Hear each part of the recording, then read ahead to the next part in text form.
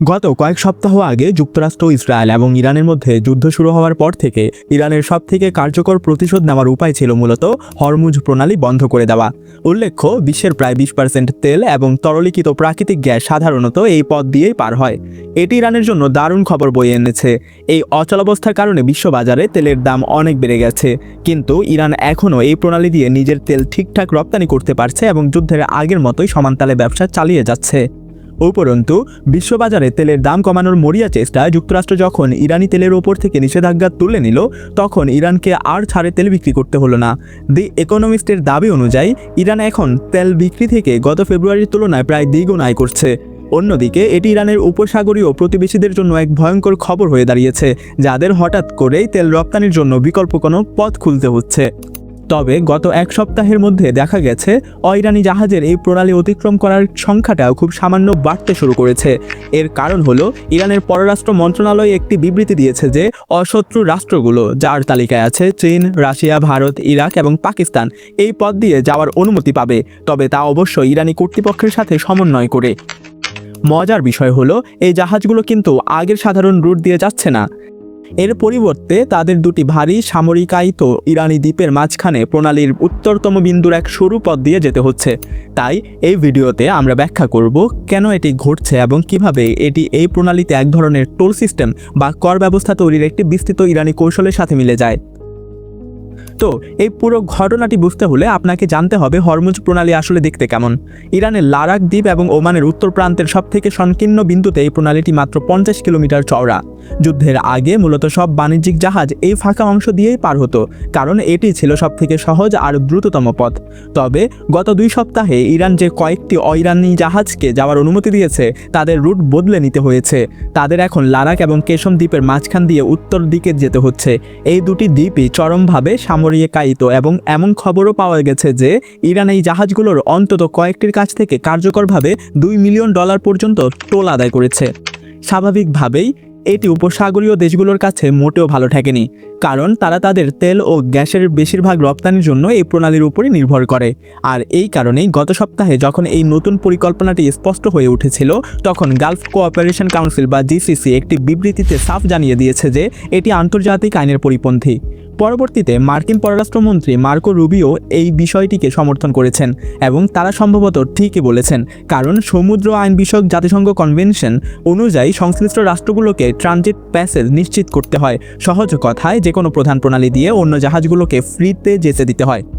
তবে মার্কো রুবিওর জন্য দুর্ভাগ্যজনক বিষয় হলো এই যুক্তি দেওয়ার জন্য যুক্তরাষ্ট্র খুব একটা শক্ত অবস্থানে নেই, কারণ ট্রাম্প প্রশাসন সাধারণত আন্তর্জাতিক আইনের তোয়াক্কাই করেন না এবং যুক্তরাষ্ট্র সে হাতে গোনা কয়েকটি রাষ্ট্রের মধ্যে একটি যারা আসলে এই কনভেনশনটি মানতে অস্বীকার করেছে। এমনকি এই বিষয়ে যুক্তরাষ্ট্রের বর্তমানে তেমন কিছু করারও নেই। ইরান প্রণালীর বাকি অংশে মাইন পেতে রেখে প্রতিটি জাহাজকে তাদের তৈরি করা নতুন টোল বুথ ব্যবহার করতে বাধ্য করতে পারে। এটি করা ইরানের জন্য অত্যন্ত সস্তা আর সহজ হবে, কিন্তু সেই মাইন সরাতে হলে একটি ব্যয়বহুল এবং দীর্ঘ সময় সাপেক্ষ অভিযানের প্রয়োজন পড়বে। এরই মধ্যে এমনটা ঘটার কিছু প্রমাণ পাওয়া যাচ্ছে। গত সপ্তাহে রিপোর্ট এসেছে যে ইরান প্রণালীর প্রধান অংশে বেশ কিছু মাইন পেতে রেখেছে। এটি জাহাজ চলাচল চিরতরে বন্ধ করার জন্য যথেষ্ট না হলেও ইরান চাইলে খুব সহজেই আরও ভয়ঙ্কর কিছু করতে পারত। তাই এটিকে আপাতত বড় কোনো বিপদের চেয়ে বরং একটি হুমকি হিসেবে দেখা উচিত। তবে অন্তত কিছু ইরানি কর্মকর্তা ইঙ্গিত দিয়েছে যে যুদ্ধের পরেও তারা এই সিস্টেমটাকে নতুন নিয়ম হিসেবে রাখতে চান। ইরানের নতুন সর্বোচ্চ নেতার একজন উপদেষ্টা যুদ্ধের পর হরমুজ প্রণালীর জন্য একটি নতুন শাসন ব্যবস্থার কথা বলেছেন এবং গত সপ্তাহে ইরানের ফার নিউজ এজেন্সি রিপোর্ট করেছে যে ইরানি আইন প্রণেতারা এই টোল সিস্টেমকে স্থায়ী করার জন্য একটি খসড়া বিল নিয়ে কাজ করছেন। যদি এটি সত্যি স্থায়ী হয়ে যায়, তবে তা ইরানের জন্য আয়ের এক বিশাল উৎস হয়ে দাঁড়াবে। প্রেক্ষাপট হিসেবে বলা যায়, যুদ্ধের আগে প্রতিদিন প্রায় 40টি বাণিজ্যিক জাহাজ এই প্রণালী দিয়ে পার হতো, যার অর্ধেকই তেল বা এলএনজি বহন করত। যদি প্রতিটি ট্যাঙ্কারকে $2 মিলিয়ন টোল দিতে হয়, তবে ইরানের প্রতিদিন প্রায় $80 মিলিয়ন বা মাসে প্রায় $2.5 বিলিয়ন মূল্যবান বৈদেশিক মুদ্রা আয় হবে। এমনকি যদি টোল কেবল তেল ও গ্যাস বহনকারী জাহাজের উপর ধরা হয়, তাহলেও মাসে $1 বিলিয়ন বেশি আয় হবে।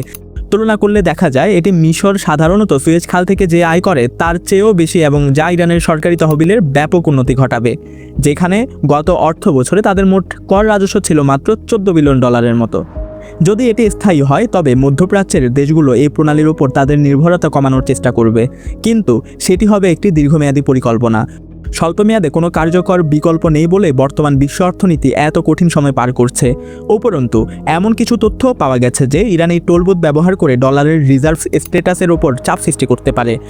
প্রেক্ষাপট হিসেবে মার্কিন ডলার দীর্ঘকাল ধরে বিশ্বের প্রধান রিজার্ভ কারেন্সি বা সংরক্ষিত মুদ্রা হিসেবে দাপট দেখাচ্ছে।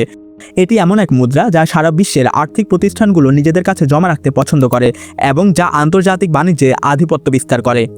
অনেক বিশ্লেষক মনে করেন যে তেলের বাণিজ্য সাধারণত ডলারে হওয়ার কারণে ডলারের এই দাপট বজায় আছে এবং তেল রপ্তানিকারকদের এই ডলারগুলো মার্কিন সরকারি বন্ডে বিনিয়োগ করার একটি পুরনো অভ্যাস রয়েছে, যাকে পেট্রো ডলার রিসাইক্লিং বলা হয়। এই বিষয় নিয়ে আমরা ইনডেপথ একটি ডকুমেন্টারি ইতিমধ্যেই আপলোড করেছি। অনেকে মনে করেন এটি মার্কিন ডলারকে বিশ্বের প্রধান শক্তিতে পরিণত করেছে। যাই হোক, গত কয়েকদিনে কিছু রিপোর্ট এসেছে CNN এর একটি রিপোর্ট সহ, যেখানে একজন সিনিয়র ইরানি কর্মকর্তাকে উদ্ধৃত করা হয়েছে যে ইরান এখন কেবল তখনই তেল ট্যাঙ্কারগুলোকে যাওয়ার অনুমতি দেওয়ার কথা ভাবছে যদি তাদের তেলের লেনদেনগুলো ইউএনও হয়ে থাকে। যদিও ডলারের পতন নিয়ে অনেক সময় অনেক কথাই বাড়িয়ে বলা হয়, তবে এটি অন্তত নিশ্চিত যে এটি ডলারের আধিপত্যের ওপর বড় ধরনের চাপ সৃষ্টি করবে এবং চীনা আর্থিক অবকাঠামোর বিশ্বব্যাপী প্রসারের গতি আনবে, যা ইরানের জন্য পশ্চিমা নিষেধাজ্ঞা এড়িয়ে চলা অনেক সহজ করে তুলবে।